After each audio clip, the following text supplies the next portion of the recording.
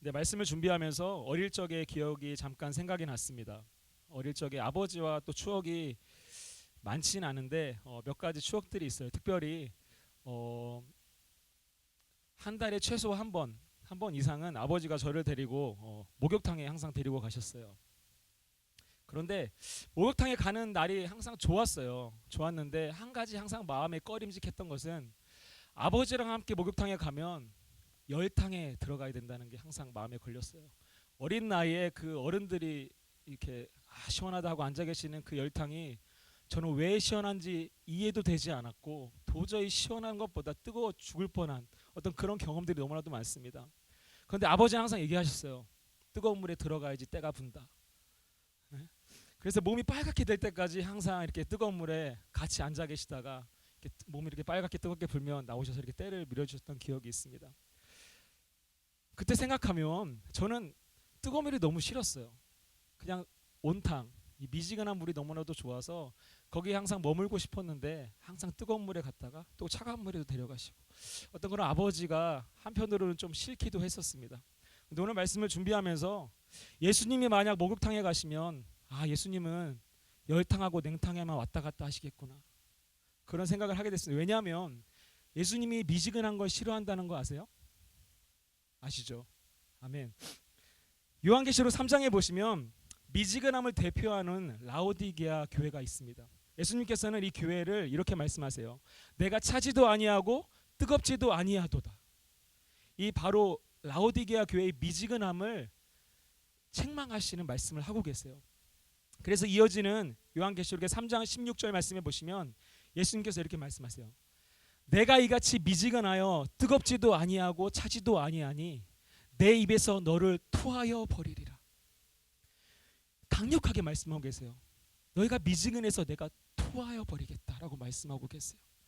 저와 여러분이 이 저녁에 우리가 예수님의 비위에 거슬리는 미지근한 신앙이 아니라 우리의 마음이 주님 보시기에 뜨거운 사람들이 되길 원합니다. 하나님이 보시기에 열정적인 사람들이 되길 원합니다. 그런 믿음으로 우리가 주 앞에 설 수 있길 간절히 축원합니다. 할렐루야. 위에 요한계시록 말씀에서 내 입에서 너를 토하여 버리리라. 이 토하다라고 번역된 헬러 발음이 공교롭게도 이렇습니다. 에메오. 한번 따라해 보실까요? 에메오. 신기하죠? 안 신기하세요? 애매모호한 신앙을 가진 사람들을 향해서 하나님께서 말씀하세요. 에메오, 너를 토하여 버리고 싶다. 이 마음을, 이 단어를 기억하셨으면 좋겠습니다. 에메오. 내가 신앙이 애매하면 하나님께서 에메오 하신다. 토하여 버리시겠다. 옆 사람 한 번 더 인사했으면 좋겠습니다. 애매모호하지 맙시다. 한번 인사하겠습니다. 그런데 우리가 이 말씀을 들으면서 하나님께서 신앙의 미지근함을 견딜 수 없어 하신다는 이 말씀이 사실은 우리의 마음 가운데 깊이 와닿지 않는 게 사실입니다. 뭐가 확 꽂혀야 되는데 미지근한 거 하나님이 싫어하시는 거, 예수님이 싫어하시는구나 라고 생각하고 그냥 딱 넘어가는 경우가 되게 많아요. 그런데 이 말씀을 구약에서 찾아보면 구약에서 일반적으로 가증하다라고 말씀하시는 그 말씀이 그 다른 해석으로 보면 구역질나다, 토하고 싶다라는 의미를 가지고 있어요. 그래서 하나님께서 구약에서 이 토하고 싶은 가증스러운 그 대상들을 구약에서 찾아보면 우리가 이 신약에서 미지근한 신앙의 어떤 하나님께서 토하고 싶은 마음을 좀 더 선명하게 우리가 이해가 될 수 있습니다. 근데 공교롭게도 구약에서 이 가증하다라는 히브리어가 어떻게 발음하는지 아세요? 토에바. 토에바예요. 토에바. 구약에서 어떤 하나님께서 가증스러운 토할 것 같은 그런 말씀을 하실 때 그 단어가 토에바라는 그 단어를 쓰고 계세요. 이 단어가 구약에서 어떤 경우에 쓰여지나 하면요, 이사야서 1장 13절의 말씀에 보시면 하나님께서 이스라엘 백성이 가식적인 예배를 보시면서 토할 것 같다라고 말씀하세요. 말씀에는 가증스럽다고 얘기하지만 이게 더 언어에 가까운 뜻은 토할 것 같다라는 뜻을 가지고 있어요. 이 말씀을 다시 한번 적용하면 미지근한 신앙을 바라보는 하나님의 어떤 관점, 그리고 가식적인 예배를 바라보는 하나님의 관점, 예수님의 관점이 동일하다라는 거예요. 우리가 미지근한 신앙을 갖고 살아가는 것 자체가 우리가 가식적인 예배로 드리는 거와 동일하다고 말씀하고 계세요. 그런데 더 충격적인 것은 구약에서 이 하나님께서 토하고 싶다라는 말씀, 그 대상이 이사야에서 가식적인 예배였다면 신명기에서는 그 대상이 다른 신들, 우상들, 우상 숭배로 바뀌어 버리게 됩니다. 우상 숭배를 하는 사람들을 향한, 우상들을 향한 하나님의 마음이 토할 것 같다라고 말씀하고 계세요. 그럼 이 말씀을 다시 한번 우리에게 적용해 보면, 우리의 미지근한 신앙이 마치 하나님께서 우상 숭배를 하는 사람들을 볼 때 그 마음과 같은 그런 아픔과 그런 어떤 비위 상하는 마음을 느끼신다라는 거예요. 그런데 여기서 끝나지 않습니다. 가장 충격적인 것은 이 단어를 레위기에서는 동성애, 정확히 말하면 동성 간의 성행위를 말할 때 이 대상으로 사용하세요. 하나님께서 동성 간의 어떤 그런 관계들을 보시면서 그 마음 가운데 너무나도 불편하시고 토하고 싶은 마음을 가지신다라고 성경은 말씀하고 있습니다. 우리가 흔히 생각해요. 우상 숭배, 동성애, 하나님 앞에서 너무나도 큰 죄다라는 그런 인식을 우리 모두 가지고 있습니다. 하나님께서 정말 싫어하시는 죄야. 어떻게 저런 죄를 하나님 앞에서 지을 수 있지? 라고 우리는 쉽게 정죄할 수 있습니다. 하지만 오늘 우리가 기억해야 하는 것은, 여러분 자신이 내 신앙이 미지근하다라고 느끼신다면 어떻게 보면 하나님이 보시는 관점에서는 우상을 섬기는 자들, 동성애를 하는 자들, 그런 자들과 못지않게 우리가 그런 미지근한 신앙을 갖는 그 모습을 보면서 하나님의 마음이 그렇게 좀 찢어질 것 같은, 하나님의 마음 가운데 불편한 마음을 가지실 수 있다는 사실을 꼭 기억하시길 축원합니다. 여러분의 마음 가운데 이 말씀이 좀 충격적으로 들리길 원합니다. 저도 이 말씀이 날마다 기억하고 묵상하려고 노력하는데 쉽지 않아요. 하지만 하나님께서 우리 가운데 말씀하시는 것은 우리의 미지근한 신앙이 뭔가 문제가 있다라는 거예요. 예수님께서, 하나님께서 우리에게 보여주신 사랑은 뜨거운 사랑이었습니다. 적극적인 사랑이고 희생하는 사랑이었고 자신의 가장 귀한 것을 내어주는 사랑이었습니다. 그런데 이상한 것은 우리는 그 사랑을 받았다고 말해요. 그 사랑을 믿는다고 말해요. 확신하고 내가 하나님 그 사랑을 내가 받았습니다라고 고백하며 살아가지만, 오늘날 세상 사람들이, 그리고 우리가 믿는 자들을 표현하는 단 한 단어로 표현한다면 그들의 신앙의 모습은 뜨거움이나 열정이 아니라, 하나님의 그 뜨거운 열정적인 사랑이 아니라 우리의 신앙의 모습은 미지근함이라는 것입니다. 구원을 확신하면서도, 예수님을 믿는다고 고백하면서도 그냥 미지근하게 살다가 미지근하게 생을 마감하는 그리스도인들이 너무 많다라는 것입니다. 오늘 함께 읽은 본문 말씀 요한복음 12장 42절 말씀에도 보시면, 이 말씀에 등장하는 관리들은 분명히 예수님을 믿는 사람들이었습니다. 그들도 우리처럼 믿음을 선물로 받은 사람들이었습니다. 42절 말씀 다 같이 보시도록 하겠습니다. 42절 말씀 시작. 관리 중에도 그를, 예수님을 믿는 자가 많되. 불신자가 아니었어요. 예수님을 믿는 사람이었다고 성경이 분명히 말씀하고 있습니다. 그들이 가졌던 믿음은 사실 특별한 믿음이었어요. 하나님이 특별히 은혜로 그들에게 주신 믿음이었어요. 왜냐하면 앞선 12장 37절 말씀에 보시면 성경이 이렇게 이야기합니다. 12장 37절 말씀 다 같이 읽겠습니다. 시작. 이렇게 많은 표적을 그들 앞에서 행하셨으나 그를 믿지 아니하니. 예수님께서 이미 수많은 표적과 이적을 행하셨습니다. 그리고 그런 이적과 표적들을 통해서 내가, 예수님이 하나님의 아들인 것과 구원자이심을 계속 선포하셨어요. 그런데 많은 사람들은 기적과 이적을 보고 그냥 그것에 마음이 머물고 그것을 베푸시는 예수 그리스도가 누군지, 그분이 구원자이신지를 깨닫지 못하고 알지 못했어요. 하지만 오늘 말씀 42절의 말씀에 나오는 이 관리들은 예수님을 믿었다라고 성경이 말씀하고 있어요. 42절 말씀이 한번 더 보시겠습니다. 그러나 관리 중에 그를 믿는 자가 많았다. 그러나, 이 말을 다른 말로 바꾸면 그럼에도 불구하고, 많은 사람들이 이적을 보고 예수님을 믿지 않음에도 불구하고 그 가운데 예수님을 믿는 관리들이 많았다는 거예요. 하나님께서 특별히 그들에게 예수님이 누구인지, 예수님을 깨닫게 하는 믿음을 주셔서 그 믿음을 가지고 살아갈 수 있게 하셨다는 사실입니다. 수많은 사람들이 눈이 가려지고 귀가 가려져서 이적과 표적을 보고도 예수님이 누구인지 몰랐을 때, 하나님께서 특별히 관리들을 택하셔서 그들 가운데 예수님을 믿는 믿음을 허락해 주셨어요. 많은 사람들이 그리스도를 부인함에도 불구하고, 그럼에도 불구하고 이 관리들은 예수님이 누군지 알고 있었어요. 성경이 분명히 믿었다라고 말씀하고 있습니다. 그리고 많은 사람들이 믿지 못하는 그 시대적 상황 가운데서 이들이 가진 믿음은 아주 특별한 믿음, 하나님의 특별한 선물이었습니다. 그렇다면 우리는 어떻습니까? 우리는 이들이 받은 것만큼 특별한 하나님의 은혜로 은혜의 선물을 받은 사람들이 아닙니까? 오늘도 수많은 교회가 복음을 선포하고 신문과 방송들을 통해서 주의 말씀이 메시지가 증거되고 있습니다. 하지만 수많은 사람들이 여전히 이 세상 것을 쫓아서 하나님과 등지어 살아가는 것을 보게 됩니다. 그럼에도 불구하고 하나님께서는 우리를 택하셨습니다.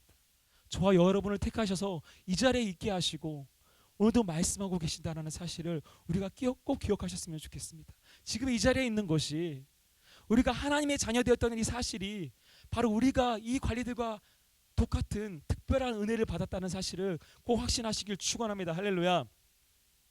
그런데 오늘 말씀에서 이 특별한 은혜를 받은 관리들의 모습이 어떠했습니까? 정말로 아쉬운 것은 그들이 이렇게 특별한 은혜를 받은 사람처럼 살아가지 못했다라는 사실이에요. 많은 사람들이 예수님이 누구인지 깨닫지 못하는 상황 속에서도 그들이 예수님을 믿었음에도 불구하고 그들은 너무나도 미지근한 신앙의 모습으로 살아갔다는 사실을 우리가 말씀을 통해서 보기를 원합니다. 예수님을 믿긴 했지만 그들 마음 가운데는 여전히 나 자신의 행복, 내가 잘 되는 것, 나의 유익이 가장 우선돼 있었어요. 그 다음이 예수님이었어요. 그런데 가장 안타까운 것은 그들의 모습과 우리의 모습이 별 다른 게 없다는 거예요. 그들의 미지근한 신앙의 모습과 우리가 오늘을 살아가는 우리 신앙의 모습이 별로 차이점이 없다라는 거예요. 저 오늘 말씀을 통해서 이 관리들의 미지근한 신앙의 모습들, 그들이 극복했어야 하고 오늘 우리가 빠지기 쉬운 이 미지근한 신앙의 모습이 무엇인지 함께 나누길 원합니다. 먼저 첫 번째, 우리가 버려야 할 미지근한 신앙의 첫 번째 모습은 때문의 신앙입니다. 다 같이 따라해 보겠습니다. 시작. 때문의 신앙. 때문의 신앙. 바로 핑계대는 신앙이에요. 42절 말씀 한 번 더 보겠습니다. 시작. 바리새인들 때문에. 관리들은 이 바리새인들 때문에 하나님 앞에서 뜨거운 인생을 살아가지 못했다라는 거예요. 사람들의 시선 때문에 하나님의 시선을 인식하고 살아가지 못했다라고 성경은 말하고 있습니다. 마찬가지로 오늘날 우리 믿는 사람들이 핑계가 굉장히 많습니다. 내가 좀 바쁘기 때문에, 좀 몸이 피곤하기 때문에, 내가 좀 더 잘 살아야 하기 때문에, 좀 더 배우고 나 스스로에게 더 투자해야 되기 때문에 주님의 이름 조금 나중에 하겠습니다. 교회 섬기는 일은 조금 뒤로 미뤘으면 합니다. 어떤 그런 고백들을 너무 많이 하는 것을 보게 됩니다. 이런 말들을 들을 때마다 저는 이 고백이 생각납니다. 다 아시는 고백이에요. 내게 그런 핑계 대지 마. 입장 바꿔 생각을 해봐. 네가 지금 나라면 넌 그럴 수 있니? 누구의 고백이죠? 김건모. 네. 그런데 마음 아픈 것은요, 이 고백, 이 말씀을 정말 주님께서 하실 것 같다라는 게 마음이 아파요. 입장 바꿔 생각해 보라는 거예요. 너희가 정말 그럴 수 있냐? 라고 말씀하신 것 같은 그 마음이 제 마음에 듭니다. 정말로 주님이 여러분의 인생 가운데 어떤 분이십니까? 여러분이 핑계로 내세우는 그것보다 더 가치가 없으신 분이십니까? 우리를 만드시고 택하시고 용서하신 그 하나님의 사랑과 은혜가 우리가 핑계로 내세우는 그것보다 더 가치가 없다라고 여러분 생각하십니까? 우리에게 필요한 것은 때문에 신앙이 아니라 그럼에도 불구하고 하나님 앞에 나와서 기도하는 거예요. 내 삶이 바쁘지만 그럼에도 불구하고 주 앞에 나오는 거예요. 내가 하고 싶은 것이 너무나도 많지만 그럼에도 불구하고 주님 앞에 나와서 예배 드리는 거예요. 내가 너무나도 피곤하지만 그럼에도 불구하고 주님 앞에 나와서 졸더라도 이 자리에 앉아서 하나님 앞에 기도하는 거예요. 이 자리에 앉아있는 것 자체가 너무나도 하나님 앞에 귀하다라는 사실을 꼭 기억하시길 축원합니다. 모든 사람들이 동의하고 그래 너는 그렇게 충분해, 어떤 그렇게 모든 사람들이 인정하는 핑계거리가 내 삶에 가득하다 하더라도 나에게 주신 하나님의 희생과 그 사랑 때문에 그럼에도 불구하고 주 앞에 나와서 내 삶을 드리고 희생하는 우리 모두가 되길 간절히 축원합니다. 예수님께서 그렇게 우리를 위해서 희생하셨어요. 우리가 죄인임에도 불구하고 우리가 죽어 있음에도 불구하고 우리를 위해서 하나님께서 그 삶을 버리시고 예수님께서 십자가에 못 박으시기까지, 그럼에도 불구하고 우리를 사랑하셨습니다. 이 사랑을 우리가 알고 있고 경험했다면 우리도 그렇게 하나님을 사랑하길 원합니다. 그럼에도 불구하고 내가 주님 앞에 나와서 사랑을 고백하는 거예요. 여전히 연약하고 부족하지만, 내가 믿음대로 살지 못하고 날마다 넘어지는 나이지만, 그럼에도 불구하고 예수 그리스도의 보혈을 의지해서 주 앞에 기도하고 예배하고 하나님을 높여드리는 우리가 되길 간절히 축원합니다. 두 번째, 우리가 본문에서 얻을 수 있는 미지근한 신앙의 두 번째 특징은 말하지 못하는 신앙입니다. 따라해 볼게요. 말하지 못하는 신앙.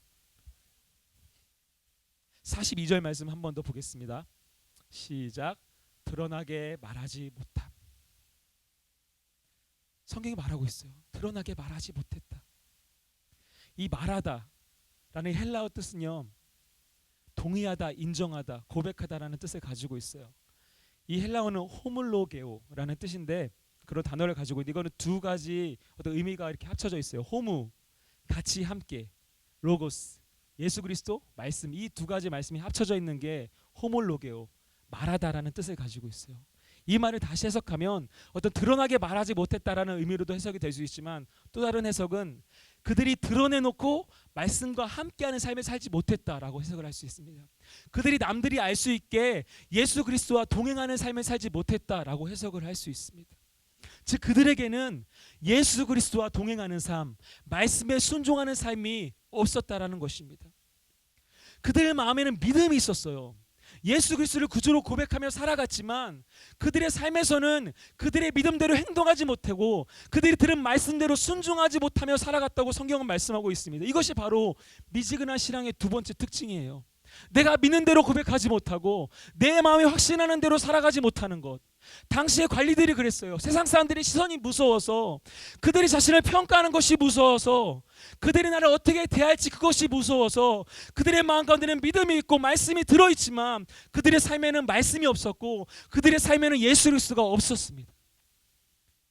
그래서 그들은 하나님 앞에서 미지근한 삶을 살 수밖에 없었다라는 것입니다.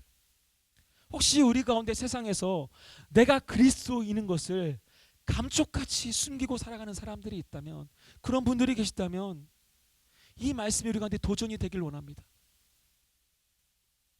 우리 모두가 믿는 것을 말할 수 있고, 믿는 대로 살고 말씀대로 살고 삶으로 예수 그리스도를 드러낼 수 있는 그런 뜨거운 소중한 교회 성도님들이 되길 간절히 축원합니다. 정말로 말씀과 동행하며 예수 그리스도와 동행하며 그분을 드러내는 그런 뜨거운 믿음의 신앙을 수요하시는 여러분 되길 간절히 축원합니다. 세 번째, 우리가 본문을 통해서 볼 수 있는 미지근한 신앙의 특징은 두려워하는 신앙입니다. 42절 한 번 더 보실게요. 시작. 출교를 당할까 두려워함이라. 당시의 관리들의 마음 가운데 출교를 당할까 두려워하는 마음이 있었다라고 성경은 말씀하고 있습니다. 이것이 엄청나게 무서운 것은, 출교를 당하면 이스라엘이라는 민족 공동체에서 버림받게 되고 이방인 계취급을 당하게 되는 것이기 때문에 너무나도 무서운 것입니다. 그래서 그들의 마음 가운데 이것을 드러낼 수가 없었어요. 출교를 당할까 두려워하는 마음 가운데. 앞선 내용이었던 요한복음 9장 20절에서 22절 말씀 저희가 한번 봤으면 좋겠습니다. 9장 20절에서 22절 말씀 저희가 다 같이 읽을게요. 시작. 그 부모가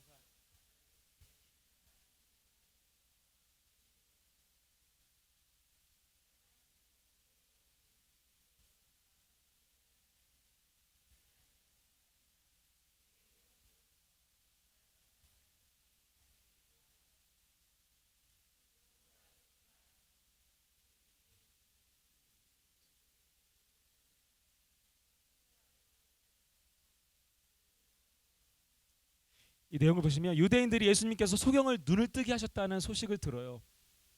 그리고 유대인들은 그 소경의 부모를 불러서 너의 아들이 어떻게 눈을 뜨게 되었는지 자세히 묻게 됩니다. 근데 이 물음에 21절 말씀에서는 그 부모가 이 대답을 회피해요. 소경이었던 아들에게 직접 물어보라고 대답을 하고 있습니다.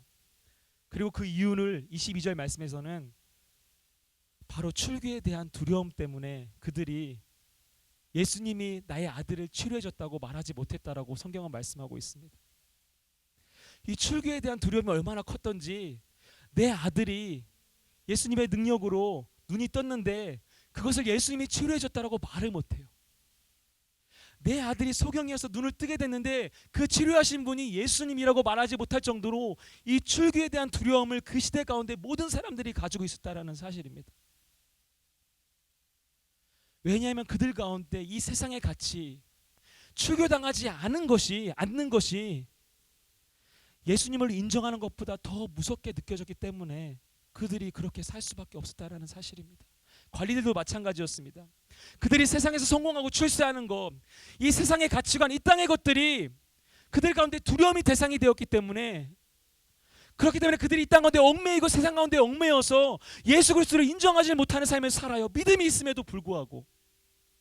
이런 사람들은 그냥 미지근하게 그 땅을, 그 시대를 살아갈 뿐이에요. 결코 세상을 변화시킬 수가 없습니다. 주님께서 우리에게 보여주시는 이 미지근한 신앙의 모습이 바로 이런 모습이에요. 하나님을 두려워하지 못하고 예수 그리스도를 두려워하지 못하고 그분을 온전히 깨닫지 못하고 이 세상을 두려워하는 삶, 세상의 가치관을 두려워하는 삶, 세상의 시선을 두려워하는 삶을 살아가는 것을 바로 미지근한 신앙의 모습이라고 오늘 성경은 우리에게 보여주고 있습니다. 전 우리 모두가 주님만을 경외하는 삶을 살아갈 간절히 축원합니다. 오늘 넘어지고 내일 넘어져도 괜찮아요. 그렇지만 날마다 이런 결단을 할 수 있게 간절히 축원합니다. 내가 죄짓고 살더라도, 당장 말씀에 마음에 결단을 하고 나가자마자 넘어지더라도 그 다음 날 와서 주 앞에 무릎 꿇을 수 있는 우리가 되게 간절히 축원합니다. 왜냐하면 주님이 온전하시기 때문에 그래요. 그 온전하신 주님이 우리를 붙잡아 주시고 일으켜 주세요. 우린 연약해서 또 넘어지고 좌절하고 낙심하고 또 미지근한 신앙의 모습으로 살아가지만, 우리가 오늘 말씀을 통해서 나의 모습 가운데 이렇게 핑계대는 신앙, 예수님과 동행하지 못하는 신앙, 말씀에 순종하지 못하는 신앙, 세상을 두려워하는 모습의 신앙을 가지고 있다라면 주님, 내가 이런 모든 모습을 벗어버리길 원합니다라고 결단할 수 있는 우리가 되길 간절히 축원합니다. 그래서 세상 사람들이 아무리 손가락질 하더라도 우리가 하나님 앞에서, 예수 그리스도 앞에서 우리가 당당하게 주님, 내가 주의 이름으로 고난받는 것이 되게 기쁨입니다라고 고백할 수 있는 우리 모두가 되길 간절히 축원합니다. 그래서 하나님의 어떤 기뻐하시는 것을 나의 기쁨으로 여기는 삶을 우리 모두가 살아갈 간절히 축원합니다. 마지막 예화를 드리길 원해요. 어떤 목사님께서 오래전에 학교 교목으로 있을 때 이야기를 하셨습니다. 학교에 교목으로 있으셨기 때문에 많은 유스 집회에 초청을 받으셨다고 합니다. 한 번은 집회 초청을 받고 이 집회에 이제 설교를 해주시겠다고 흔쾌히 승낙을 하고 이제 기다리는데, 이 집회 일주일 전에 이제 유스 회장으로부터 전화가 왔습니다. 목사님, 저희가 주보를 만들어야 하는데 목사님 그 말씀 본문하고 제목 좀 알려주시면 감사하겠습니다. 그래서 목사님이 대답하셨어요. 본문은 시편 23편이고 설교 제목은 여호와는 나의 목자시니. 그렇게 아까 뜸을 들이니까 이 학생이 물어봤어요. 목사님 뭐 다른 것도 있으세요? 그러니까 목사님이 이렇게 말씀하셨어요. 뭐가 더 필요해? 아니에요, 됐습니다 하고 전화를 끊었습니다. 집회 당일이 됐어요. 근데 목사님께서 일찍 도착하셔서 주보를 딱 봤는데 너무 은혜를 받으셨대요. 내가 설교 안 해도 되겠구나. 이 설교의 제목이 뭐였냐면 여호와는 나의 목자시니 뭐가 더 필요해. 네. 이 유스 회장이 정말로 영성이 깊구나. 네. 이 제목 한마디로 모든 설교가 이렇게 딱 끝마치는 어떤 그런 경험을 하셨다는 이야기를 들었습니다. 여러분, 여호와께서 우리의 목자 되시는데 뭐가 더 필요하십니까? 핑계대는 신앙, 삶을 통해서 주님을 구주로 고백하지 못하는 신앙, 세상을 두려워하는 이 참을 수 없는 미지근한 신앙을 우리가 오늘 주 앞에서 내려놓기를 원합니다. 그리고 오늘 결단하기를 원합니다. 하나님, 내가 예수 그리스도가 나를 사랑하신 것처럼 나도 주님을 사랑하길 원합니다. 주님이 나를 향한 열정처럼 나도 주님을 향해서 열정을 가지길 원합니다. 라는 그런 간절한 마음에 우리 가운데 있길 간절히 축원합니다. 오늘 본문 마지막 말씀은 미지근한 신앙을 가지고 살아가는 이 땅의 모든 사람들을 이렇게 말합니다. 43절 말씀 다 같이 읽겠습니다. 시작. 그들은 사람의 영광을 하나님의 영광보다 더 사랑하였더라. 소원하기는 마지막 때에 우리가 이런 평가를 듣지 않길 원합니다. 오히려 반대로 하나님의 영광을 사람의 영광보다 더 사랑했던 사람이다라는 그런 평가를 우리 모두가 듣길 원합니다. 이 앞에 자기 이름을 넣고 한번 했으면 좋겠어요. 제가 보여드리면 동석이는 하나님의 영광을 사람의 영광보다 더 사랑한 사람이다. 이렇게 자신의 이름을 넣고 한번 고백했으면 좋겠습니다. 시작.